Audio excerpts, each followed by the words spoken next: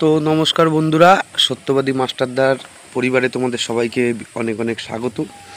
তো আজকে যে টপিকটা নিয়ে আলোচনা করব সেটা হলো মৃত্যুর পরে মানুষ কোথায় যায়। মৃত্যুর পরে মানুষ কোথায় যায়। তো আমাদের হিন্দু সম্প্রদায়ের যারা সনাতন সম্প্রদায় তারা তো মরে গেলে তাদেরকে দাহ করে দেওয়া হয়, আর অবশিষ্টাংশটা মা গঙ্গায় বিসর্জন করে দেওয়া হয়। কিন্তু যারা ইসলাম ধর্মের তাদের মধ্যে কিন্তু পুড়িয়ে দেওয়া হয় না। হ্যাঁ, তাদের মধ্যে কিন্তু অন্য ট্র্যাডিশন, সেটা হলো মাটিতে মিলিয়ে দেওয়ার। তো এটা হলো আমার ছাদ বাড়ির।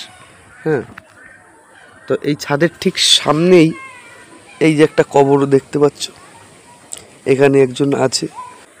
কে আছে সেটা তো জানি না, কিন্তু কীরকম একটা রাত্রিবেলায় 12টা-1টার সময় আমায় যখন এখানে এসে বসি, হ্যাঁ, আমার ছাদের চারিপাশটা দেখো, এই সামনে থেকে শুরু করে এই গাছপালা, বাঁশবাগান, ঠিক আছে, পুকুর, সব এইরকম।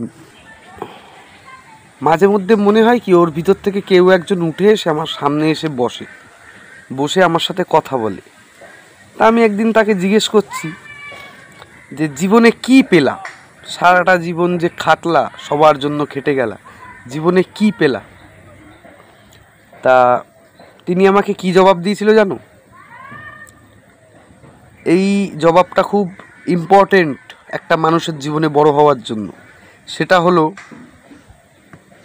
আজকে যদি জীবনের শুরু থেকে একা চলতাম,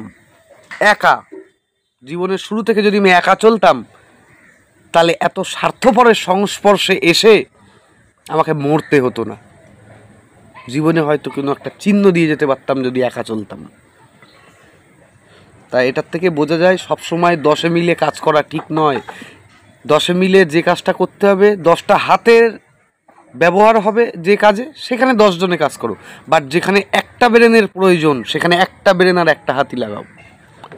তো সময় পরিপ্রেক্ষিতে এটাই বোঝা যায়, মেজরিটি জনসংখ্যা যেদিকে বেশি থাকবে সেটা যে সবসময় ঠিক, এর কোনো মানে নেই। হর হর মহাদেব, জয় শ্রীরাম, জয় জগন্নাথ।